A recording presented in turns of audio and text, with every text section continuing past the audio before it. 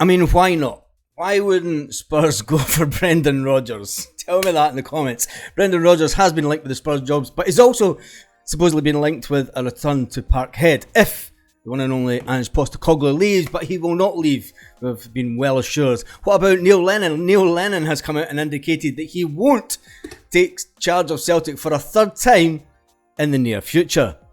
Postecoglou yesterday just basically brushed aside any talks of going to Spurs, and so he should.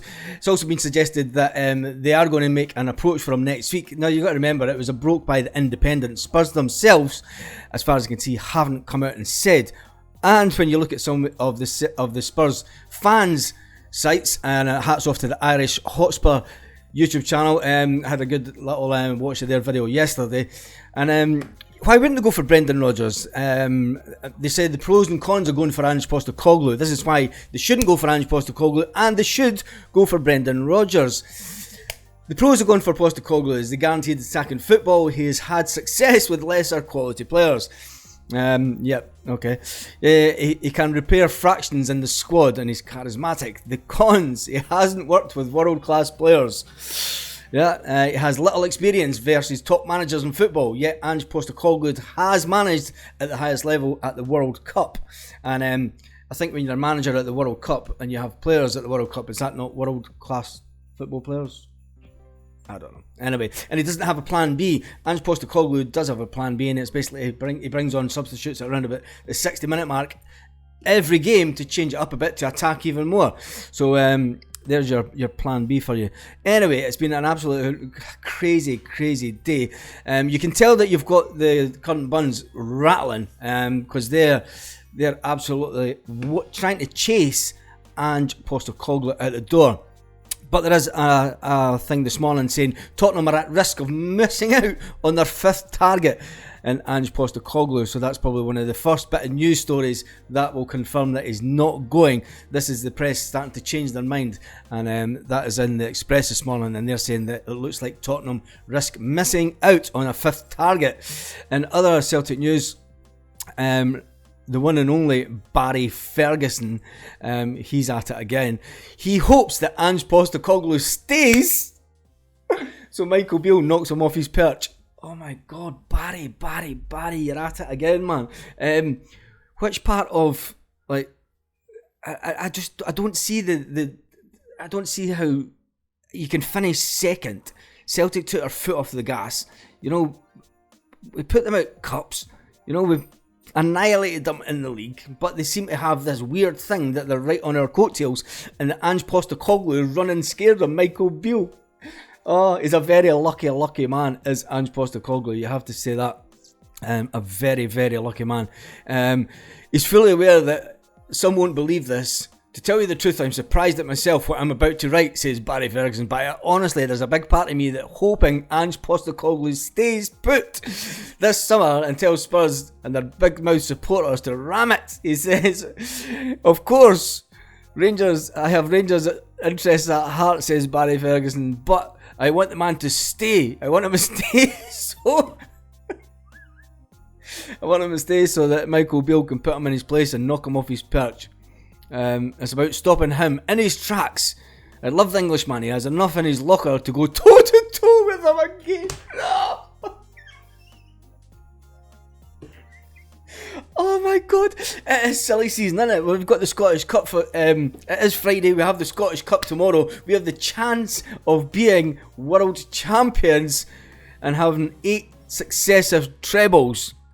8 successive trebles. Nobody's talking about that. It's all about putting Celtic off their game. It's all about making sure that the players are disrupted. Every single question is all about trying to disrupt the squad. It's nothing new. We've seen this in Scottish media going all the way back to the 1990s. It was always the case back then. If we put out a good story, they would put out one even more exuberant and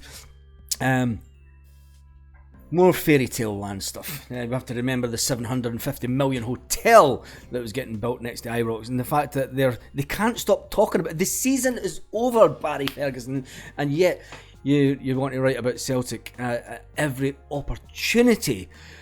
Let's see if there's any other Celtic FC news about this morning. if there's anything just breaking. But, with the cup final tomorrow, it's all going to be about making sure. And the interview yesterday, they would be as well saying, Ange Postecoglou said it himself. He says it's about 3 or 4 times now this season that you've came with these questions, and it's now been suggested that his Ange Postecoglou's agent wouldn't even dare coming near him and asking him that type of question. Would you be interested in this job before a cup final? The man is completely focused on making sure that Celtic get to this cup final and win. Billy Dodds, actually there's a story about Billy Dodds. He actually thinks, where is it now? I'm not even going to read it. They seem to think that Caley Thistle, they've done it in 2000, 2003, 2015. Could they do it again? No, Celtic are just too good. This Celtic team are far too good. I fully expect Celtic this weekend to run out triumphant. I expect the team to go back to Celtic Park, and I do expect Ange Postecoglou to put all this nonsense to bed on the stand, on the stadium, on the stage that they've built outside Parkhead. I expect him to make the speech of all speeches that will put it to bed and tell everyone to go and enjoy their summer, and he will see them at the start of the season, where we will come back stronger, and then they'll finish it off with "We Never Stop." So on that note, I think that all this nonsense that's in the media, it's just nuts. Inverness Caley, obviously, back in John Barnes' time in 2000, knocked us out. Martin O'Neill had a run in. 2003, Ronnie Dyler, 2015. There's one paper up north saying, yes, Ange Postecoglou's Celtic can be relentless and ruthless. Yes, Ange Postecoglou's Celtic are homing in on an 8th record domestic treble. And yes, you have to go something else to beat Celtic in the Scottish Cup. In 2013, it is a David and Goliath clash. The Highlanders shouldn't stand a chance, but there is a remote chance, says Billy Dodds. Everybody remembers when Super Caley went ballistic. Oh, it's not going to happen. It's just not going to happen. This team, that was John Barnes. John Barnes had an absolute shocker as Celtic manager at the time. Come on, he brought in Raphael Shidit, and then how good did he turn it? It was him that brought him in, wasn't it? Anyway, Martin O'Neill, 2003, 72 hours after we were at Anfield, and we took Liverpool out the UEFA Cup quarter final. I think that was more. We were that focused in 2003 and getting to the UEFA Cup final. I don't think, we've nothing to focus on but this game. It is all about this game tomorrow. Tell me what you think the predictions are. Tell me your score. I'm going to go for 3-0. I can't see them scoring. I just think that we're going to be far too good for them. I think we'll score in about the first 10 minutes tomorrow. I think we'll settle the team down. The fans are going to be right up behind us. The fans can smell glory with this one. It's not a given. It is not a given, and we shouldn't expect it to just be a walk in the park. It will not be a walk in the park. There's every chance that they're probably going to park the bus and we're going to have to break them down. Will it be a special showcase? Will they come out and play some kind of decent football to try and have a go at Celtic? Will they try and press like some teams have done in the past couple of weeks? Will they push up and try and press against Celtic to try and get that early goal against us? Which a lot of teams did when Celtic took their foot off the gas. You never know. It is a cup final. It's going to be a cracking day. Even though the time has changed from 3 o'clock to later on in the afternoon, it means there's a lot more drinking time in the pub beforehand.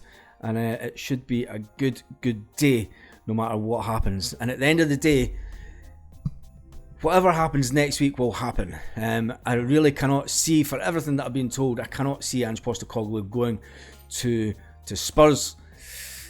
There's always that bit of doubt. There is always that bit of doubt in your head. But I have been told by a few people now that he is staying and the deal is done. But you just never know. You never know. The way that Ange Postecoglou talks and loves about Celtic, and the way that he will defend Celtic at all costs, tells me that he's going to be here for the foreseeable future. And on that note, I'll see you tomorrow morning before the game. We'll come out with a video. We'll talk a bit more about what a fantastic occasion it's going to be. And on that note, Sefconians, keep watching. Spurs fans, keep watching. Celtic fans, have a great day all around the world.